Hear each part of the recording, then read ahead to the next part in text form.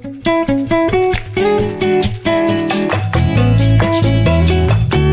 welcome back to Torah on the Go.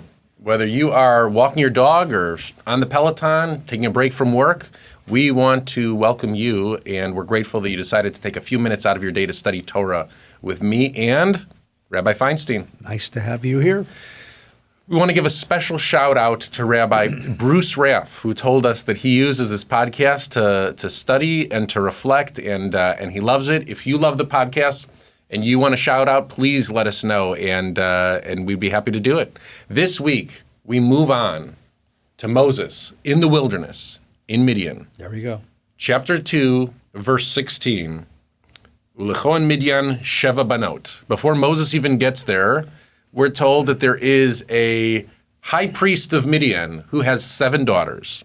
There's a great movie, 7 Brides for 7 Sons, just to talk about a silly musical, 7 Brides for 7 Brothers, I think it was, that we watched in film school. I think it's Stanley Donen, but I'm certain that one of you will correct me if it's not. And so here we are. We're a high priest in Midian in the wilderness, and he has 7 daughters. And Moses actually falls into this family. He finds them in a scene very reminiscent of Jacob at the well. Mm-hmm. He shows up, and there are shepherds there, and the daughters of Yitro, who's the high priest, are taking care of the flock, and Moses defends them and earns himself an invitation to dinner and the grand prize of marrying Yitro's oldest daughter, Tzipporah, one of the great unsung heroes of the Torah. What say you about this entire episode? If you want to meet your beshert, yeah, go down to the watering hole. Down to the well. That's what it was Late in those days. Afternoon, right. In those days, it was the well. So what's fascinating is that this scene plays against so many of the tropes of Genesis, right? Jacob sets out on a journey. I talked with the kids of the day school about the yellow brick road. I said before there was Wicked, there was Wizard of Oz. Before Wizard of Oz, Gulliver's Travels, the Odyssey, the Torah. The road story. The road story, right? And so on Jacob's road story, he only meets family. He sets out to run away and run away from family, and he only meets family. Right. He meets Lavan, he meets his cousins who he ends up marrying, he meets these brothers-in-law, he meets all these people. He's related to everybody. Mm-hmm. On Moses' journey, he ends up at the same scene, the same well, same shepherds. There are girls at the well that he ends up marrying, just like Jacob did. He falls in love with them. And Moses meets others. Mm-hmm. Others. And it's fascinating that the two scenes speak to one another completely. Because in the hero myth, Joseph Campbell, the great mythologist, studied this all over the world. Right. The hero myth is a cycle of stories that occurs in many, many, many world cultures. It is a representation of human development. It's very hard to see human development, so you have a metaphor. And the metaphor is the journey. And the hero leaves the comfort and safety and security of home to go into a wilderness. In Dorothy's case, it's the yellow brick road through the enchanted forest, right? You go into the wilderness, and there you meet adversity. You meet the Wicked Witch, but you also meet allies, the Scarecrow and the Tin Man and the Cowardly Lion. In this case, Jacob goes in, and he's afraid. He doesn't know what he's meeting, whether it's adversity or it's allies. Turns out that his uncle is a little bit of both. There's a lot of both, yeah. Right? And Moses too. He's going to go, and he's going to go out into the wilderness, and he's going to meet Jethro, who is the experienced tribal leader that Moses, will one day become. And Jethro teaches him how to lead. He also meets a family that takes him in. He's had a family, but a royal family is, as we know from the tabloids, right. A royal family is always a little strange. This family is loving and warm and supportive. We've talked about this on previous episodes, Moses has multiple mothers. He has a slave mother, right? A Yocheved, very courageous, very heroic. He has the royal mother, the daughter of Pharaoh, very courageous, very heroic. He has, by and large, a silent father. He has an absent father, a father that's really absent from the text. It is completely in the female verbiage construct that all of the important actions happen. She places the baby in a basket. She makes the basket. She sets the basket out. It's all Moses' mother. Yitro ends up becoming, in many ways, the father that Moses was looking for his entire life. Right. And Yitro ends up teaching him these professional but also family lessons for how he should be in the world.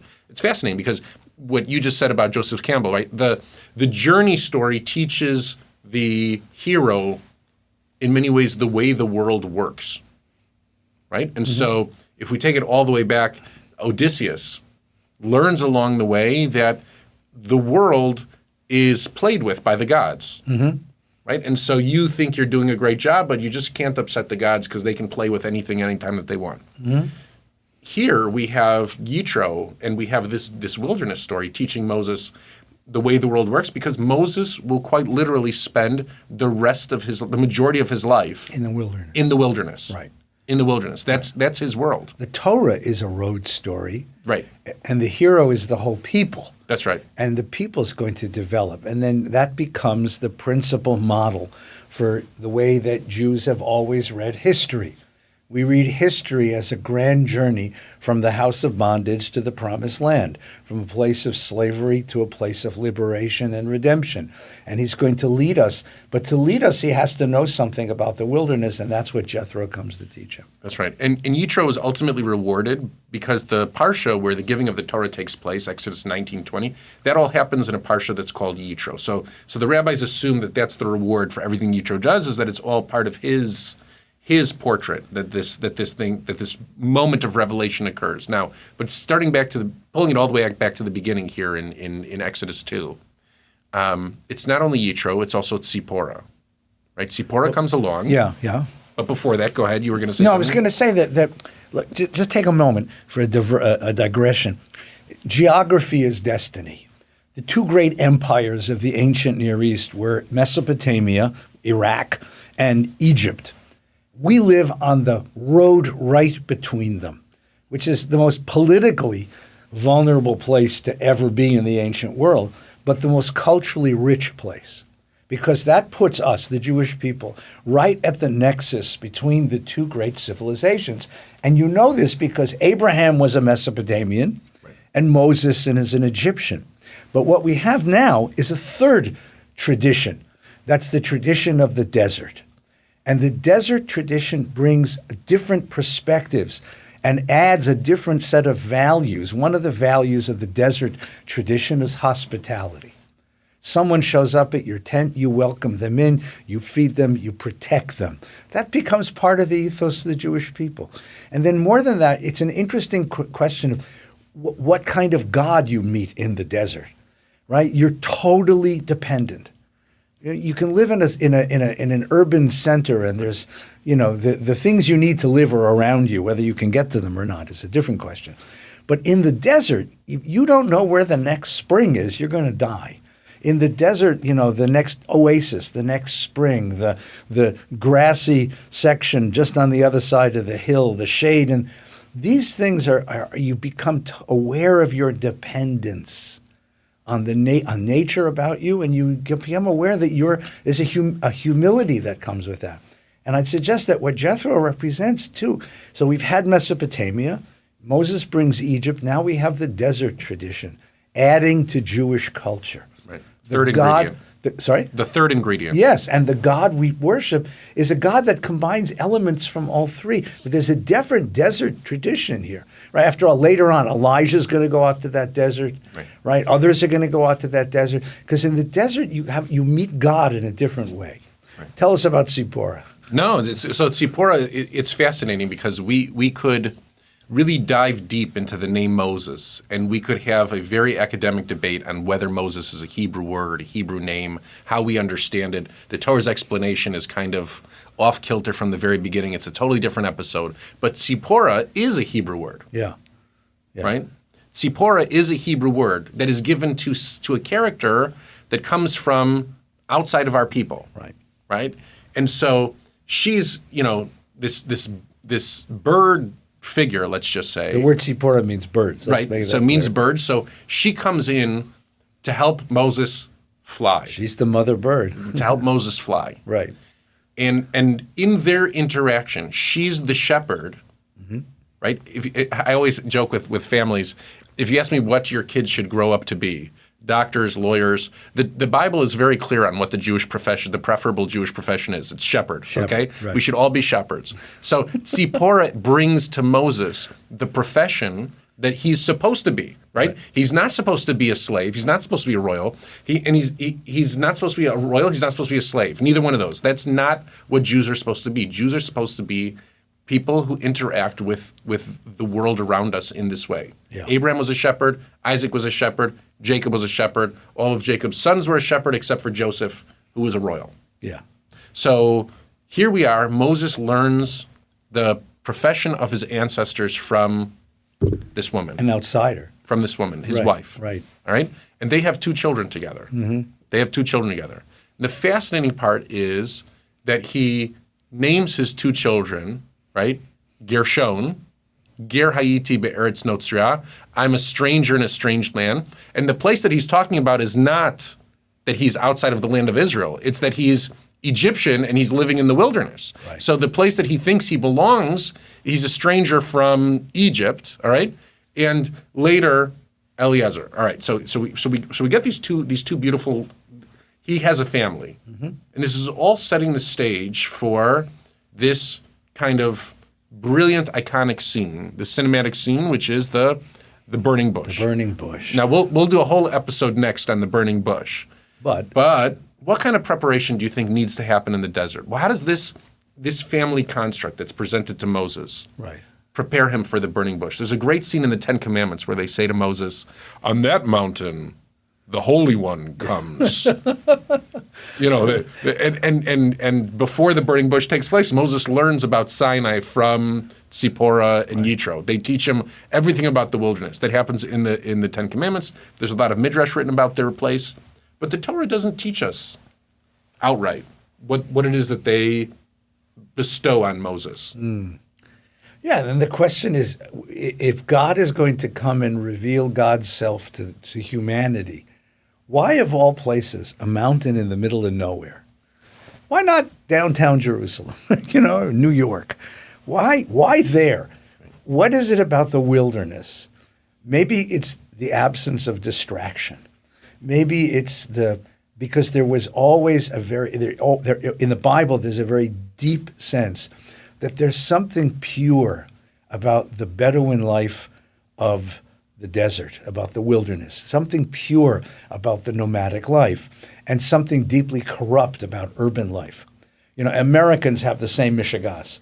Americans have this small town farming, small town life where everyone knows each other and everyone eats in the same, cafe. That's the real America, and big city is somehow a corruption of the ethos.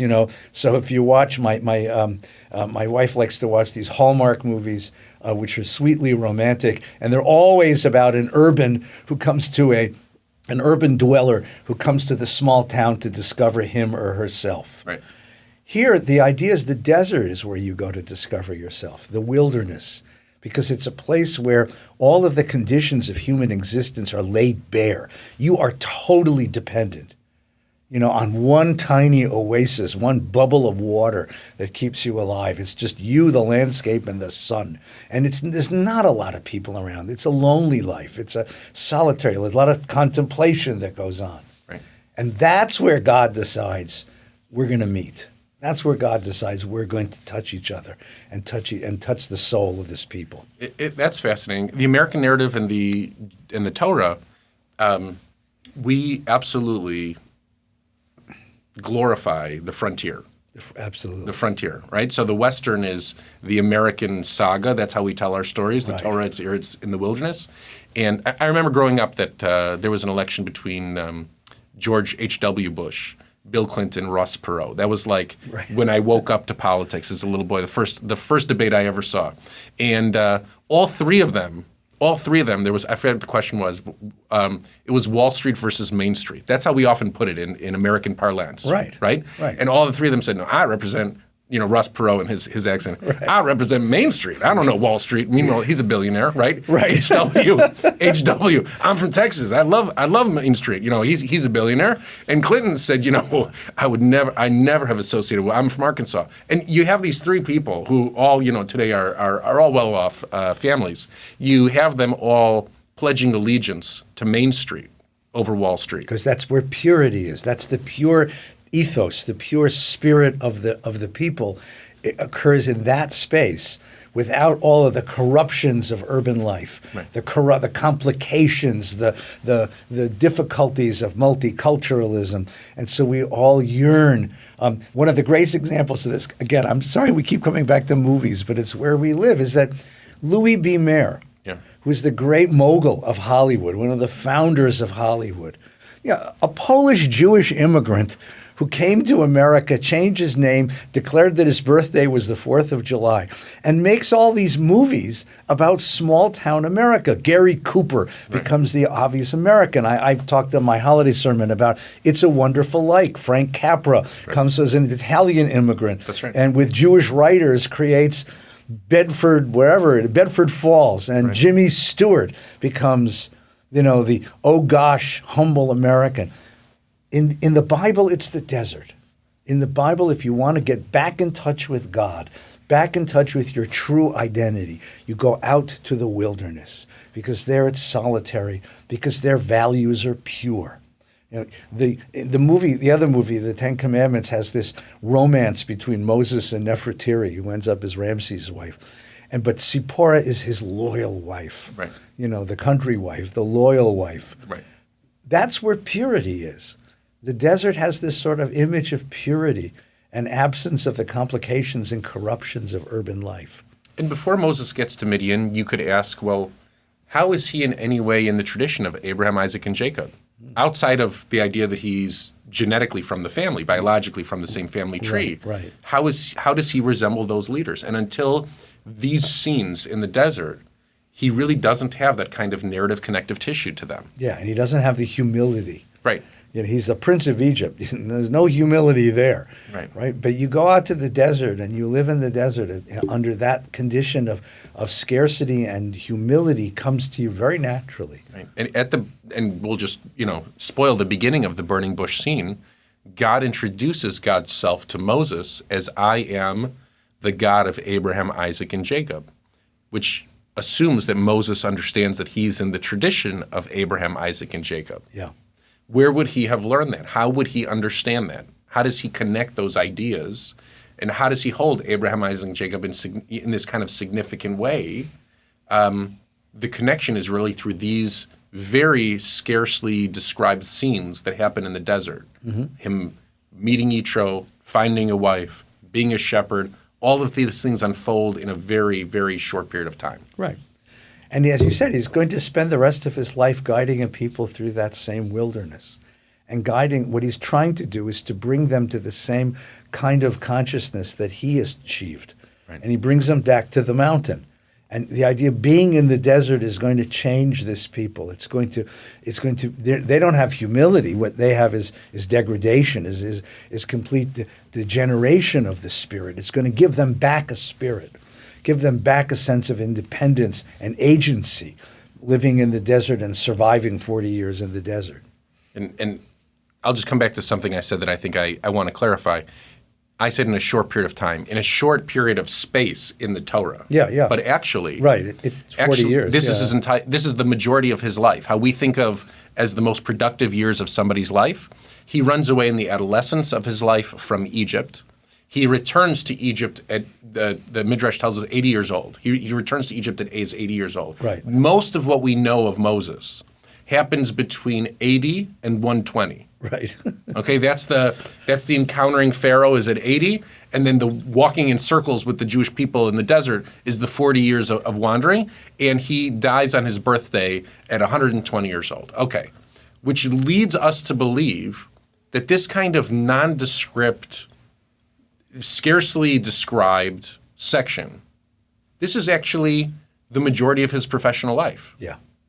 And I don't mean to pat Rabbi Feinstein on the back during the podcast, but I'll say the idea for Seva, and the sermon that you gave last year on High Holidays, the last chapter of people's lives, they often think, what can I accomplish with the last 40 years? Yeah. Moses changes the world in the last 40 years. Yeah, because the American idea is that you're finished. Right. The day you finish your full-time employment is for men especially, but also now for women, of course.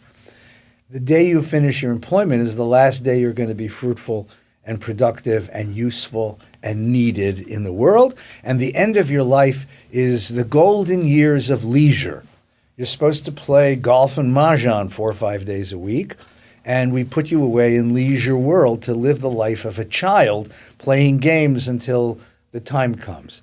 But the fact is, everyone who hits this age that I know wants to continue to be fruitful and productive and contributing. But the society, we haven't figured out how to do that yet, which is this is what I'm working on. But how do you create out of these years something very fruitful? And Moses is a great example. If I tell you that he didn't hit his prime until 80, right.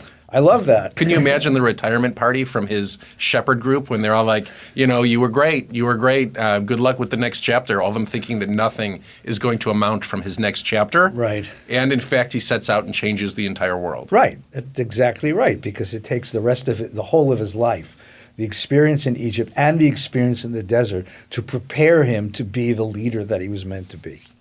Well, we hope that you take this teaching and it inspires you not necessarily to change the rest of your life, although we would love for you to change the rest of your life and become more dedicated to big ideas. We hope that it inspires you for the rest of your day, the rest of your week, until the next time that we get to learn together. Have a wonderful day. Stay on the Peloton. It's a long way to Canaan.